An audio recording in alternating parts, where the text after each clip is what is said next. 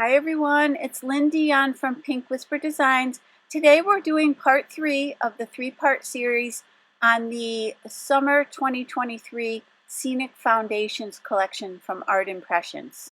Let's take a look at the 4 we'll be using today, and this set of 6 is sold as a bundle, and I have that listed and linked down below for you, and it is currently 15% off. This one is called the Wooden Cabin, and this next one is called the Cottage Creek.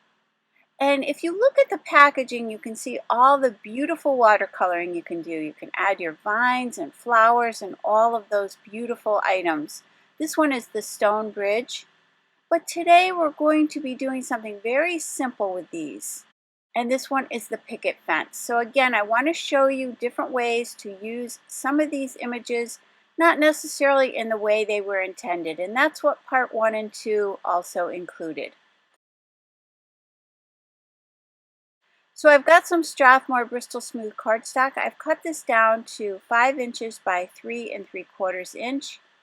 And I've got 4 panels for our 4 cards. Let's grab this beautiful sun ray background stencil. This is from Lawn Fawn. And we're going to go ahead and ink up all 4 of these card panels. I've placed the paper on my Wendy Vecchi Make Art station. This is a magnetic station, and I'll just place plenty of those magnets around. I want to make sure I hold this in place nicely.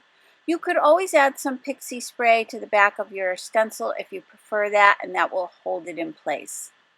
Now for ink, I've got Fruit Punch, Creamsicle, and Lemon Drop, and all 3 of these are from the Hero Arts Reactive Inks collection. So I'm going to grab my Hero Arts blending brush, and let's start off with that darkest color. So we're going to start with the Fruit Punch, and I'm kind of pushing that ink up from the bottom, adding plenty of ink at the bottom and then pushing it up. Since that stencil has some thinner areas in those rays, you do want to kind of go in one direction. I find it easier to go in one direction. Now I was using that magnetic ruler, but it was kind of getting in the way, so I've added a little bit of post-it tape there, just some temporary tape down at the bottom. Now I've got the Creamsicle, and I'm going to add a nice layer of that. So we're going to go from dark to light up towards the top. And then I'm just going back to that brush and just blending that together a little bit better.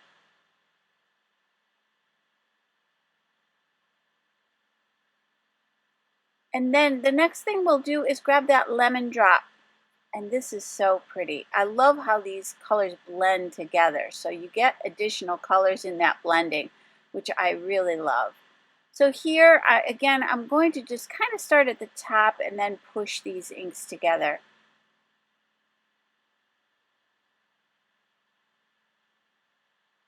And you can see what a pretty combination this is going to be. So I'll add a bit more in there, in the middle there, and just kind of blend, keep blending. You can keep blending until you get a nice look, until you feel like you've blended the colors nice and evenly. And then what I'm going to do is remove that stencil, and you can see how beautiful this is. I just love this. So I've got some water from my Tim Holtz Distress Sprayer. I'm just spritzing it onto my Make Art station, and I'm going to spatter this panel, and that's going to give some texture to those sun rays. I'll just blot up that water with a dry paper towel, and you can take a closer look at that. Now I did want to add a little more interest to it, so later on we'll do a little bit more spattering. But let's go ahead and do the next stenciling. So again, I'm going to do this 4 times, and I'm just going to reposition this next one. Again, place my magnets down, and I'll do the exact same process that we did for the first one. So I've got all 4 panels completed, and that went really quickly. Now I've got the 3 colors of ink that we used to do our stenciling, and I'm just putting a little bit of each of those on my glass media mat. And what we're going to do is spatter one color at a time. And what this is going to do is just bring these panels together. And also, it will take your eye away from that really bright white between those rays. Now, you could certainly add a little bit of a lighter ink between those rays if you wanted to come in with a little bit of that lemon drop just to soften that. But I wanted to keep it fairly bright because we're going to be placing it behind the vellum, and I don't want it to get too muted out. So I've got my nested rectangle dies, and I'm taking the third and the fifth largest ones from that set. And again, that's from Art Impressions, and you get tons of rectangles in that set, so it's really great. And it's sized perfectly for the journal template set, so it's got that size that will fit in your journal pages. So again, I'm going back to that Post-it tape, and what I'm going to do is just tape these two dies together. I'm not taping it to the cardstock at this point. I'm just taping the two dies to create a nice even frame.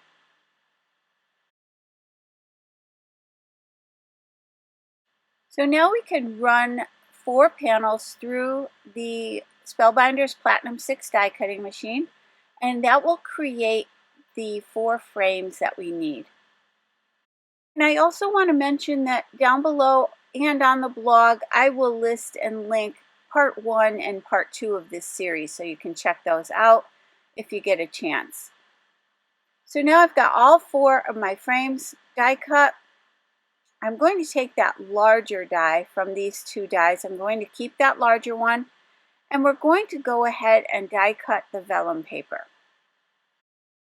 So this is the vellum paper, so it's a clear translucent type of paper, and I'm going to go ahead and cut 4 of these. So part 1 is going to be using some masking to create a background, and then we'll do some paper piecing to color in our images, and we'll add some 3D embossing to that one as well. And then part 2 was a beautiful mixed media card, a very vintage looking card. We'll be using lots of different layers and techniques. So you can check those out. Again, they'll be listed and linked down below. So now we can grab those frames that we die cut. We can go ahead and glue that vellum to the frames. But first, I wanted to show you that I stamped each of the images onto that vellum paper with the VersaFine Onyx Black ink. And you can see that I just couldn't get it to dry. I tried my heat tool, I let them sit to dry, and they just wouldn't dry. I don't know if it's the humidity because it's very humid here right now. So I switched over to my Staz-on Jet Black ink. I knew that one would dry completely. I inked it up and stamped it. I placed it in my Mini Misty stamp positioner, and then I gave it a couple of inkings just to make sure I got a nice dark black. And that dried quickly and easily. So again, I'm not sure if it was the humidity or if it just was having difficulty drying on that vellum. So again, I set those aside to dry. And now we can go ahead and attach that vellum to our frames. I've got my Nuvo Deluxe adhesive. I'm actually going to just flip that frame over and then just line this up with the back of that frame and glue those two together. I'm going to do that for all 4 of these. So what's really nice here is there's no coloring at all. So if you're a little intimidated by the coloring, this is a really fun and easy technique to use on your cards. So again, let's go ahead and glue these together. And I did the rest of those off camera. Now to create the card base, we're creating a standard A2 size card. So these pieces of cardstock measure 4 1/4 by 11 inches, and I'm scoring them at 5 1/2 inches.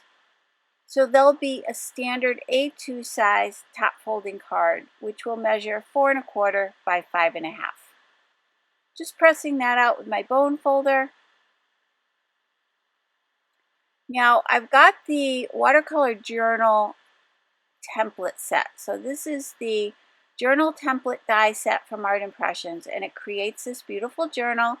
And as I mentioned earlier, those rectangles that I used are sized perfectly for this journal, and you can see all the beautiful dies that you get in that set. I'm going to grab this little banner die to do our sentiments. And I've got these 2 sets. This one is the birthday sentiment set. So there's plenty to select from. I wanted to make a set of cards, and I couldn't decide if I was going to make a set of friendship cards or birthday cards. So I pulled this one out as well. This is the friend sentiment set. And you can see that little banner fits on several of these sentiments. I did decide to go with the birthday set. I grabbed 4 of those sentiments that would fit right inside my banner, and I'm going to go ahead and stamp those.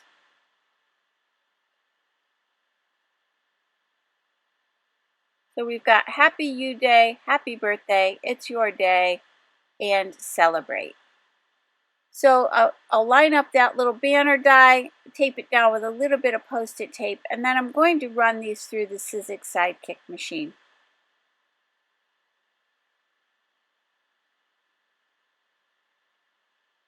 Now once I had all 4 of those die cut, I grabbed my little sponge dauber, and I'm going to grab that Fruit Punch ink, and I'll just go right around the edges of each of these.